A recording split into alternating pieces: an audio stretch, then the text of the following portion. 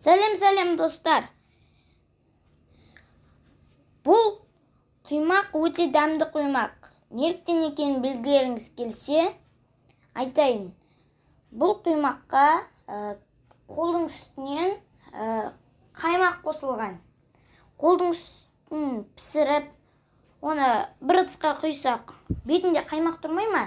Сол қаймақты алып, жинап бір ыдысқа салып, морозилкаға салып қойсаңыздар, кейін оны осындай құймақ жасаған кезде, яғни блинчик, сол блинчик жасаған кезде алдын ала ертіп қоясыздар, одан кейін қоспасына қоса саласыздар.